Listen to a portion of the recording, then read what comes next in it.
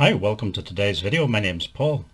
So this is week 4 of this pastel challenge that I've set myself.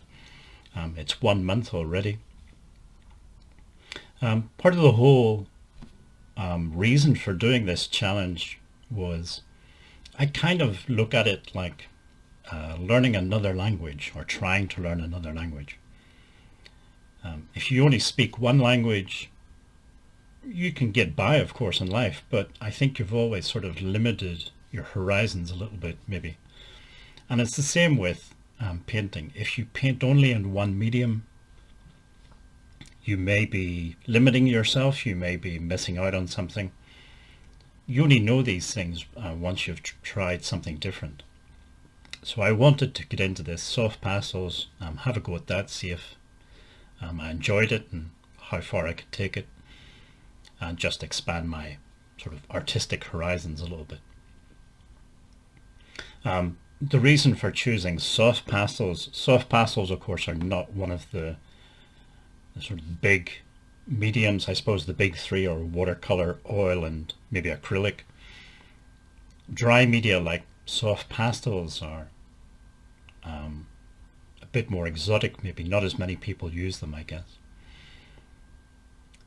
But in the past, I did buy some soft pastels. I had them lying around. Some of them I had never used. They're still in the wrappers. So I decided that I would try using those. Since I already had some, it was a good place to start. So that's kind of how I chose soft pastels.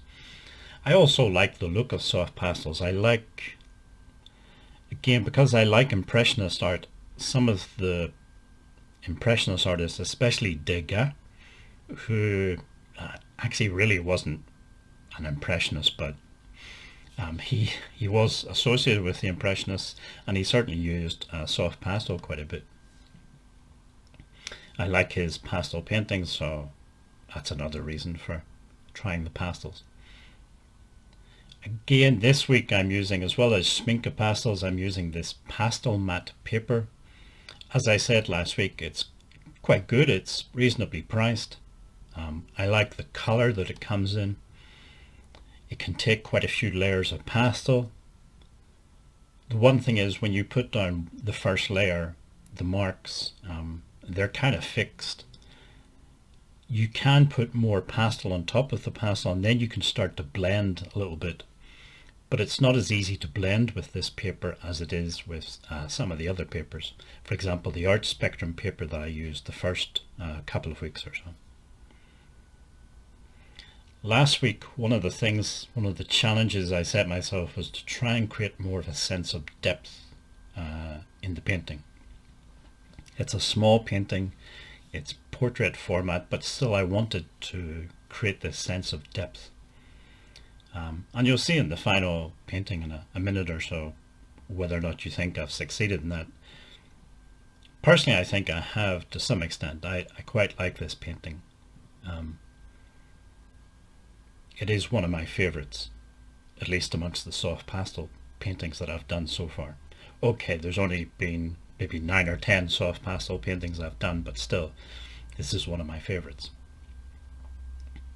It's interesting, I posted this one to Instagram, and a few days ago, or maybe last week, I posted another soft pastel painting to Instagram, and that one did quite well in terms of the number of likes and the number of people, the reach as they call it, the number of people who saw the post. This one, on the other hand, although I like this one better, this one did not do so well. It didn't get as many likes, it didn't get as much reach. And I've seen this happening before, where there's paintings that I like don't do very well on, say, Instagram, and paintings that are not my favorites, they're still okay, but they're not my favorites. They can do quite well on Instagram. So I suppose we all have different ideas of what we like or what's good or bad. Andy Warhol once said about, people commenting on your art being good or bad, he said, just let them get on with it, basically. I'm paraphrasing, but basically just let them get on with it. They'll make up their own minds whether or not they think it's good or bad. In the meantime, you should just get on and make more art. So that's just sort of the way. I think it's a good way of thinking about it. On the subject of artists and their quotes, I'm going to blatantly promote a new product that I've created. It's a simple PDF, a downloadable PDF booklet, quite a short booklet, 20 pages. Each page has one of my paintings and a quote by different artists, so 20 different quotes, 20 different artists, and then also sometimes some of my brief reflections on those quotes.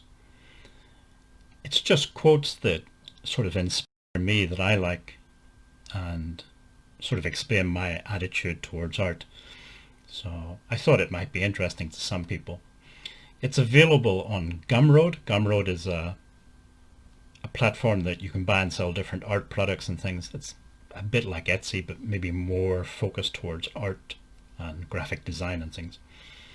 There's a link down in the description below if anybody's interested. I've set it up so that it's available for $0 upwards. In other words, you can download it for free if you want, or if you want to make a small contribution, you can do that as well.